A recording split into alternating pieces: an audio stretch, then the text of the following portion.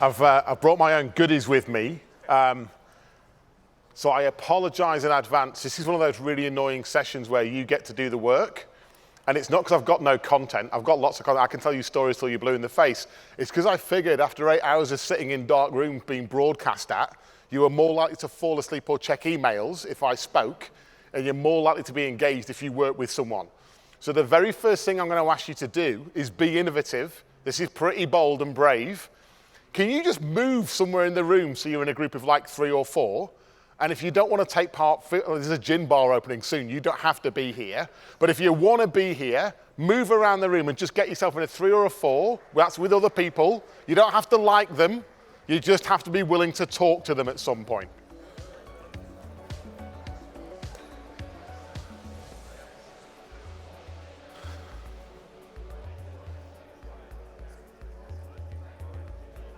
Okay, you are already winning at innovation. How good does that feel? You seem to be a lot by yourself. You will enjoy a lot more if you join these gentlemen. There is no room for individual players in this. I will seek you out and shame you. It's the end of a Tuesday and I don't care. Are you ready to innovate? Do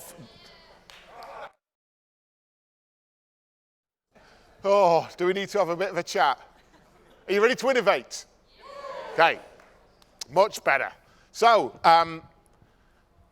if for any of you that attended the session before, it's not news that I'm a fanatic about teamwork. I absolutely love teamwork. And that's because it means I will have a job for life, because whatever the organization or industry, let's just pretend there's no one else here, we're at teamwork. I actually went to a Deloitte event in Phoenix the other week, and 6% of respondents to this survey said that they were comfortable in cross-functional teams. They felt they were effective in 6%. I want to know what the other 94% of global leaders are doing, where they can't communicate and engage with other humans.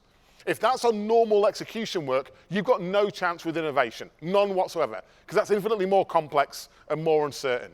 So what we're going to do today is we're going to do little exercises that right now you're going to hate, and then later, could be later on today, later on this year, just later in your life, you'll be like, you know what? That guy wasn't that bad. If that's as much as you take away from this, I'll be pleasantly happy. And so you're going to really engage in these exercises, aren't you? Because you are innovative leaders. I can tell by the energy, it is palpable. And so when we think about innovation, we've got to think about teamwork and how we can engage in that friction of teamwork. Now, I am not a researcher. If it had been invented in the 70s when I was born or 80s when I was a child, I think I would have been diagnosed with ADHD. But it wasn't invented, so instead, I'm just different. Now, the advantage of difference is when I was starting to try and understand the world we're in, I got really by LinkedIn and the number of articles about optimization and efficiency. They're like trigger words for me. Thankfully, those words have been replaced by words like transformation, which makes me cry, and collaboration, which I think we're perennially bad at. And so what I was looking at was what's the difference between efficiency and effectiveness? And I was doing this because I felt like the organization I was in was very effective, but the customers I was dealing with and the pain points they were explaining were different than I was experiencing. And in the small amount of research, I realized that if you walk through virtually any airport around the world, through an airport lounge, and you grab a management book, about 9 out of 10 of them are about making your life more efficient or more productive. Now, I've never woken up and thought, I hope I'm efficient today, or I'm really hoping to be productive. Or even worse, I'm hoping someone makes me productive. And so that's because the world we've come from, this factory mentality of old school business, had a slow rate of change. And now we all believe we're in a world that has a higher rate of change. And so the idea is, how can you swing the pendulum to be a bit more effective? Now, this isn't an or, it's an and. To be a great leader, you need to be efficient and effective. The reason I have this slide is I believe the majority of our default thinking, and I'm putting myself in that bucket, is we pine for efficiency. And the reason being is it's really easy and obvious and right in front of us. Effectiveness is hard. I'll give you a quick example. Outputs versus outcomes. So let's just check we've got the right people in the room. Does anyone prefer outputs to outcomes? Okay, you all either agree with me or you're asleep. Either way, I'll take that as confirmation. Now, so people go, I love outcomes. Outcomes of the future, outcomes impact make complete sense. And then the next thing I ask a leader is, how do you measure success? And they tend to give me a whole lot of output measures. KPIs, this immediate gratification, because it's measurable. In my environment, we build software. We had this exact problem. People talking about outcomes, and then you'd say, how are you celebrating? How do you know when you're successful? We shipped on Friday. We shipped some code, and it went on time. High fives all around, grab a pizza, and let's stare at each other's feet and be awkward in our silence together. And so we're like, that's not the outcome we want to measure. The outcome was customer usage, customer delight, customer satisfaction, uptime, performance. The problem is outcomes occur 3 or 6 months after the event. My belief is that your job as a leader is to be planting seeds and not foresting trees. Innovation is about planting seeds. If you measure that with a measure of how many trees did you forest, you will not plant seeds and nurture them. And so how can you be effective as a leader when your goal is to inspire and coach and mentor those around you? Now, at Atlassian, I work with a load of engineers, and I hate stereotypes, but I just want to say that engineers love a formula. And so when we first started to look at teamwork and innovation, we're like, what makes great teamwork? And it's no surprise that the number one thing was tools, right? We're at an Amazon event. A lot of people talk about artificial intelligence and machine learning like it's a new thing. And so we're in this mode where we constantly default to technology. But I believe teamwork not only needs all of these 3 things, people with the growth mindset that can challenge and provoke the status quo, and people with practices that evolve their human-to-human ways of working. Not only do you need all 3, but they need to be congruent. There's no point having one without the other because it creates a very confusing workforce. So that's my first belief. Great teamwork and great innovation needs these 3 things. My second belief is what I discussed in the keynote this morning. The idea of how do you evolve the way you work, how do you, in this room, be the best innovation leader you can be, is by reflecting on what you love about your style, what you long for, what you loathe, and what you learn. The idea of learning velocity, your ability to learn, adapt, and change, is the thing that will make you thrive and not just survive. Really simple model. Now, I'm an ex-consultant. I grew up on 2x2s, but I'm going to roll the dice right now, and we're going to do an exercise. So in your 3, actually by yourself, I want you to do this first by yourself. So the first thing I want you to do is think about the people in your organization, not all of them, the ones you immediately work with. And imagine in your head that you're on a mission to be innovative. So think about those people that you work with. What do you love about them? What do you loathe? You have to share this with them. What do you long for? What do you wish they had? And what have you learned about them in the last, let's go from New Year to today, so in the last 4 months.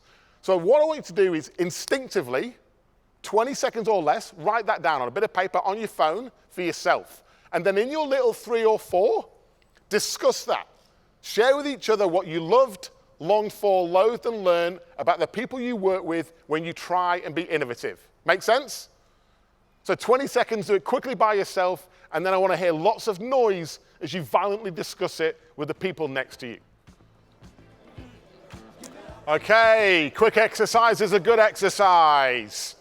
So I believe that sharing is caring. Does anyone want to demonstrate their innovative vulnerability quotient by sharing with this room full of wonderful people what they just shared? Yes, sir. Just stand up and yell as loud as you can. Everyone, this gentleman is about to bravely speak to us. What do I love? I love people that self-start. People that self-start. Does anyone else love self-starters? A bit of initiative goes a long way, right? I wasn't a self-starter when I was young, but I love them now. I mean, that's just not the way we work around here, right?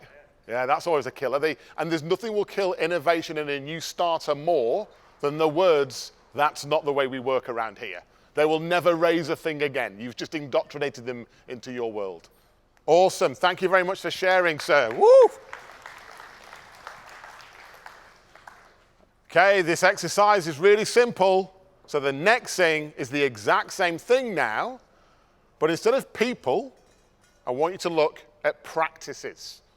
So how do your people interact? What are the habits, rituals, the ways of working that you have? Now, this is really easy, because when you think about your ways of working, there's the stuff that's seamless. That's probably the stuff you love. And then there's the stuff that when you get home to your husband or wife or dog, and they go, how's your day? And you're like, just you wait. And then you unleash on them. They're the things that you don't like. So this is all about the practices, human to human ways of working. So when you think about your innovation engine, what are the things that you love about the way you work, longed for, loathed, and learned? Same exercise. Quickly by yourself, then as soon as you're ready, back in your groups. Are we ready? Awesome. Back in the room. Who would like to do the sharing is caring sharing? Any brave, chosen people? Oh, if that was an auction, I would have accepted your bid. Yes, sir. From practices, I love the problem-solving practice and actually method around that. What I really long for is more solution production and outcomes based out of that. What I've really loathed is the Six Sigma approach in the space.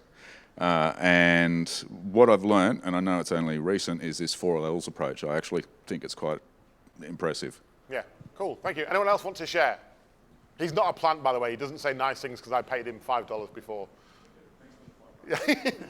So practices are your secret sauce, right? Because practices are the ways you choose to work, the way you choose to lead, and how you then inspire and provoke others to lead.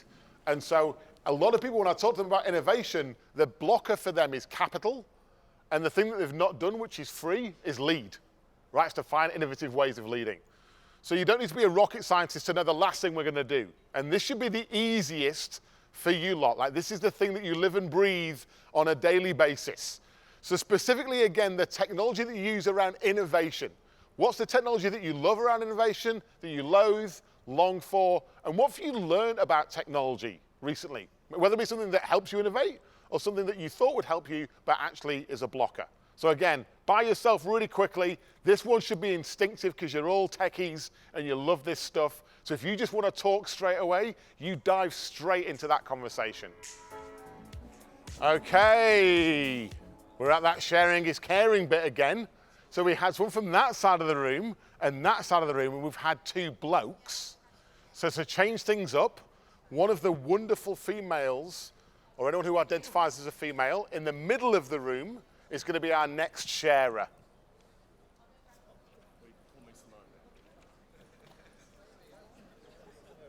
Would you like to share? I don't want to force you. Oh, thank you so much. This is innovating live. So I love that you don't have to have the most Please don't kill yourself doing this. This will not be a good I could have experience sat, right? I love the fact that your technology can enable change, but it doesn't have to be advanced technologies. So it could be quite paper-like, actually. I've longed for a budget so I can choose which technologies I can use. I have loathed the fact that people want to use project management tools for everything and govern my day. And then I have learned that we have to have processes before we pick the tools. Awesome. Thank you very much for sharing. The process one, thank you. Thank you. I know you didn't want to and I made you. That was very mean of me, but thank you. The process one's a funny one. I've seen many organizations try to process map their way through innovation and build a wonderful compliance workflow that's not remotely innovative. It's just like a funnel where good ideas go to die. And it's like an electronic version of the suggestion box. Like nothing ever comes out, but lots of whingy things go in. And it's hard to get things out. Thank you all for sharing. So I do that exercise regularly with execs all over the world, but also with Atlassian. We're constantly evolving the way we think about innovation.